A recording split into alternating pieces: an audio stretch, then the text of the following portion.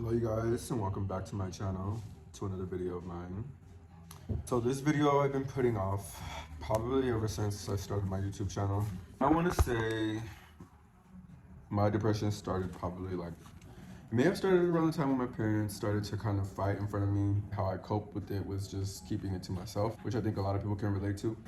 Fast forward, I'm in high school now. At the time, there was this website that was created called AskFM.com. I created an account acting like somebody else to leave myself comments, basically saying derogatory things, stuff that I felt like I deserved to hear. And mind you, I would type these questions to myself in the middle of hanging out with my friends. Like I would sit there so quietly, and they'd be like, "Gee, why are you so quiet? Like, what's going on?" And I'm like, "Oh, nothing. Like, I'm fine. I'm cool." I remember it was just so much built up tension. I was listening to The Weeknd a lot. At this point, my parents are divorced. My mom had moved out. One day decided like I'm gonna plan out my suicide. And I did. New Year's came about and I forget what year I was in, but I just remember I was like a junior in high school at this time now.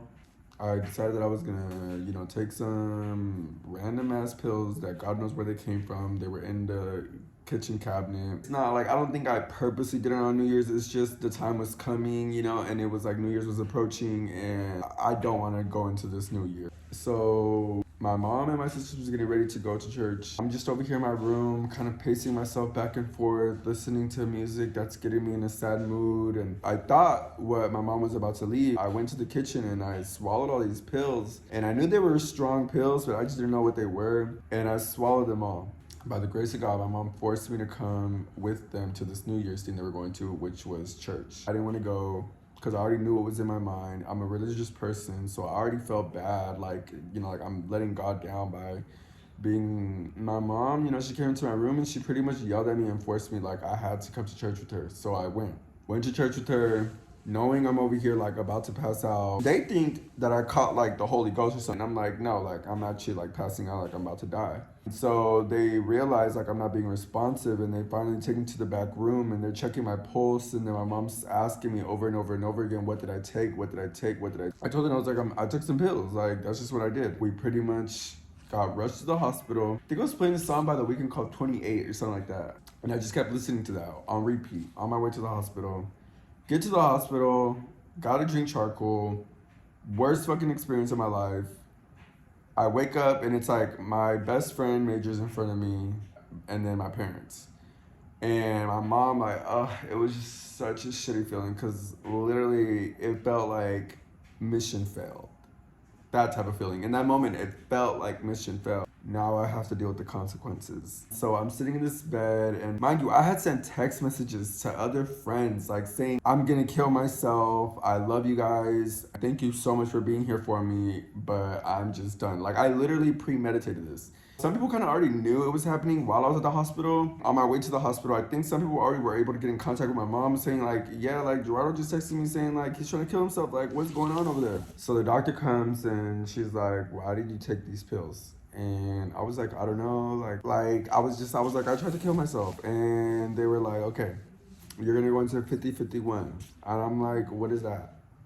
Found out soon enough, and they took me to this hospital, and I spent the next like 3 weeks there experiencing what 50-51 was. And it's pretty much you're in a hospital, you're the 50, they're the 51.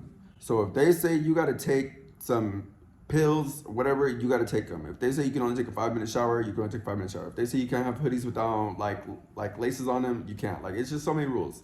No belts, no shoestrings, no this, no that, da da da da. I get it.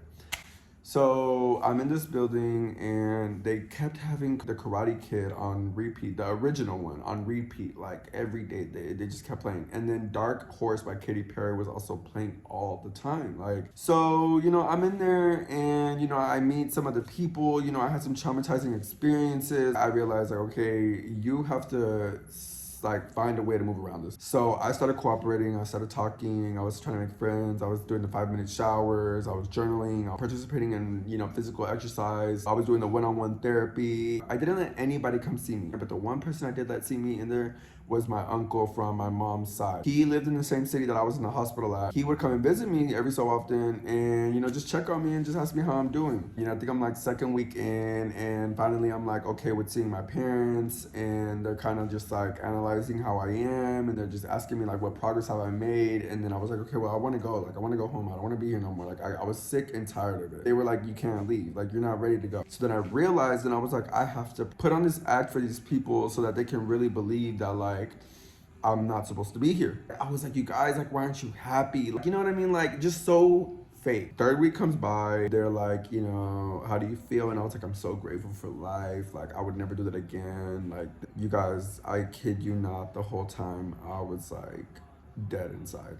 I didn't want to look at my parents in the face. I didn't want to look at them like directly in the eye, because I felt like it was like a soul connection, and they would have been able to tell like that I was still broken. So I convinced them well enough, like I always do. But before they let me go, they gave me some papers basically telling me that I was diagnosed with bipolar depression. I guess I always had it, but like seeing it in person and then being diagnosed, like it kind of makes you, like it tricks your mind out to think like, fuck, like now I'm gonna be bipolar depressed every day. That's exactly what happened. You know, I remember I came home, there was literally dirt in the hallways of my home. Like, mind you, my mother is clean. Like, she let loose of everything. Like, the house was a mess. The dishes weren't washed. Sink was full. Literally dirt and sand inside the house. There was footprints of like boots and mud in the house. And I just remember all these things, and it really showed me like, wow, like it wasn't just me that was hurting, but it was like, fuck. The things I do to get my content out, I'm gonna do it.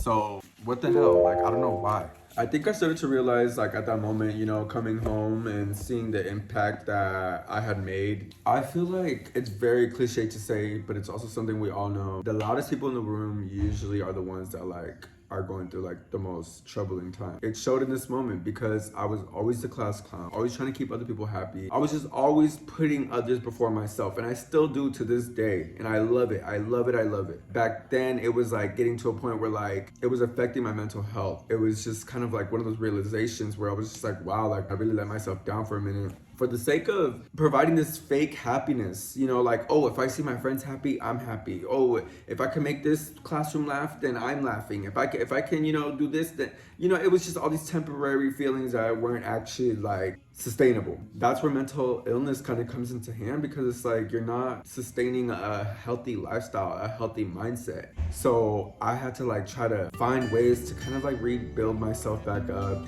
And I'm gonna be honest with you guys, I never really did. Like, I was told to take therapy, didn't. Therapy costed money. I mean, from what I knew. So I was just like, okay, therapy's not an option. Like, my therapy is my homies. So where y'all at? I think something that you could really take from this is just that it's okay to recognize yourself for wanting some type of attention in a form of way, even if it's to make others happy. It's still wanting attention.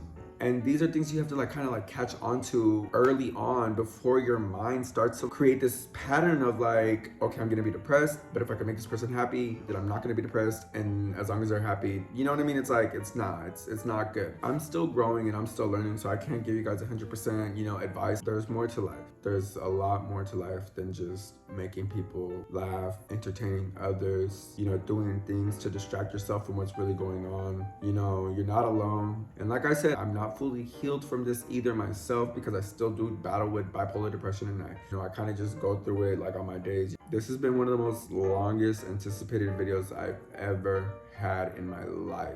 I don't care if this shit gets like 0 views. I'm just putting this out there because something just told me to. Thank you guys for tuning in. Please make sure to like, comment, and subscribe. I'm gonna go cry my eyes out now. See you guys in the next one. Peace.